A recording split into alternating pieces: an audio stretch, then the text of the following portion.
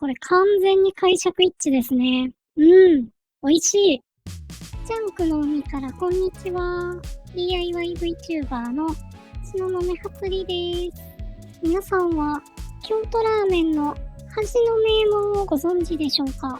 そもそも京都ラーメンって何って感じだと思うんですけど、有名店だと天下一品とか、他にはラーメン横綱、ラーメン怪力や来来亭なんかは知っている人もいるんじゃないでしょうか。まあ、来来亭さんは滋賀県のラーメン屋さんですけどね。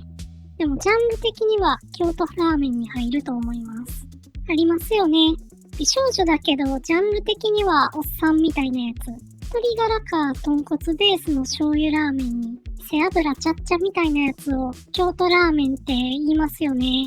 はつりは京都ラーメンが大好きなんですけど、埼玉県にはさっき挙げたすべてのチェーン店があって、横綱さんははつりの家からは遠いんやけど、冷凍のやつが結構入手性がいいので、夜中に動画編集するときにいつも食べてます。この京都ラーメン、どれも好きなんですけど、一番好きなのはどれかって聞かれたら、はつりは味の名門さんを推します。滋賀と京都にしか店舗がないので、動画はちょっとないんですけど、特徴は鶏白湯のこってりスープ。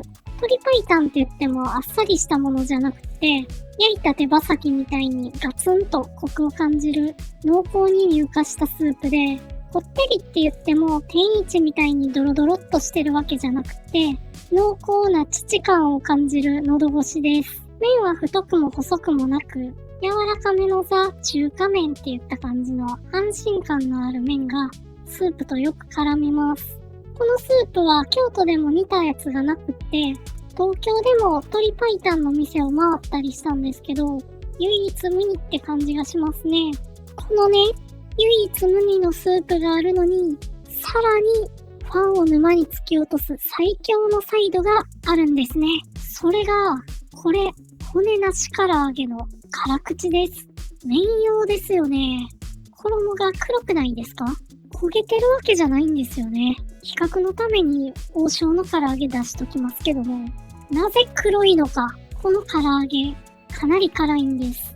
唐辛子の出汁を感じるようなタイプの辛みで、そのまま食べても美味しいんですけど、このマヨネーズと食べると、辛さが 100% 旨味に変換されて、もう大変なことになります。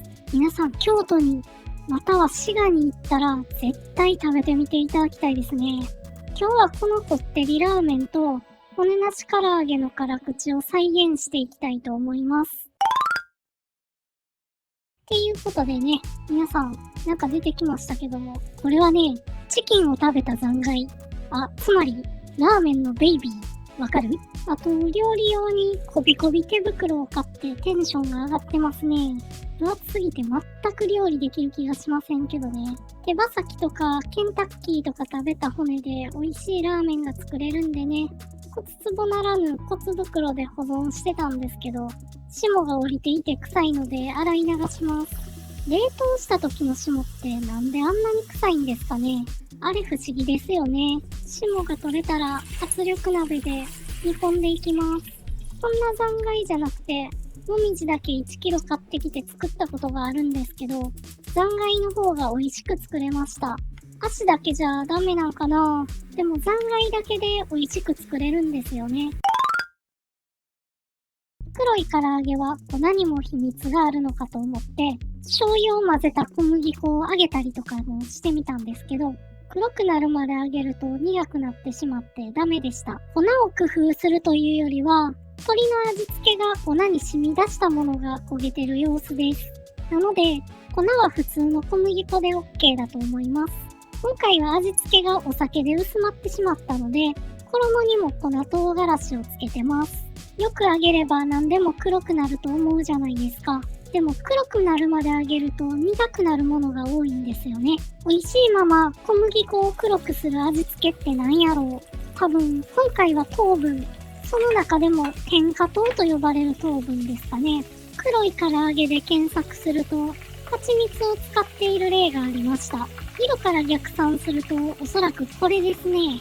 確かに蜂蜜は家庭にある糖分の中では一番メイラード反応が起こりやすいので着色に使えそうです。カラメル化反応だと苦味が出てしまうので一番美味しいまま焦げる調味料と言えるんじゃないでしょうか。いい色で上がってきました。これは再現度高いんじゃないでしょうか。どうでしょう。だいたい同じような色に見えますかね。唐揚げができたのでスープを仕上げようと思ったらあると思ってた背脂がありません。仕方がないので豚バラ肉から脂肪を摘出します。この作業は大変地味です。なんでこんなことやってるんやろうっていう気持ちになりました。背脂のようなものができました。完全に油が乳化してますね。鶏ガラにゼラチン質が少ないと油が乳化しないみたいなので気をつけましょう。挟めず醤油を入れます。醤油が美味しければラーメンベースとか入れなくてもこれだけでほぼ完成です。気休め程度に鶏ガラスープを入れて沸騰したら背脂を入れて完成です。完成しました。美味しそうではありますけど、まずは色を見てみましょう。ラーメンはちょっと醤油を入れすぎた気がしますね。照明が違うので非常にわかりにくいんですけど、唐揚げは理想に近い色をしています。黒い唐揚げは動画での映えなさが半端ないですね。それでは食べていきますか。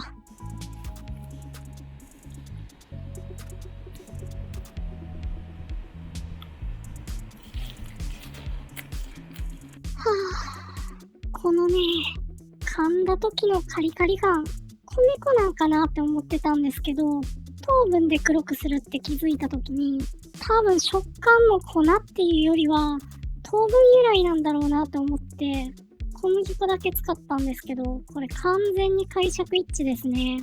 この食感嫌いな人いないですよ。それで肉はふわふわ、辛い旨味がマヨネーズで強化されて、これもほぼ再現できてるんじゃないでしょうか。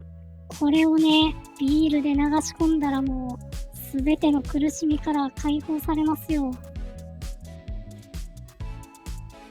次はラーメンいきます。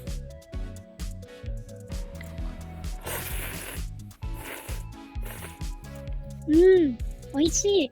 今回初めて背脂を入れてみたんですけど、スープの満足感が本物に近くなりましたね。乳感もあるし、鶏ガラの旨味がすごい。これは皆さんもぜひ作ってみてほしいですね。美味しかったー。自分で作ればあの味が自宅で食べられるっていうのはかなりアドですよ。でもね、好きすぎると食べたらなくなっちゃうのが悲しいですね。毎食お店行けば毎食これ食べられますからね。店最強ですよ。また、骨を集めますか。今回全く DIY しませんでしたけど、こだわって食べ物を作る。これも一つの DIY としてね、たまにやろうかなと思います。今回いかがだったでしょうか。面白かったよって方はチャンネル登録、高評価、Twitter フォローよろしくお願いいたします。バイバーイ。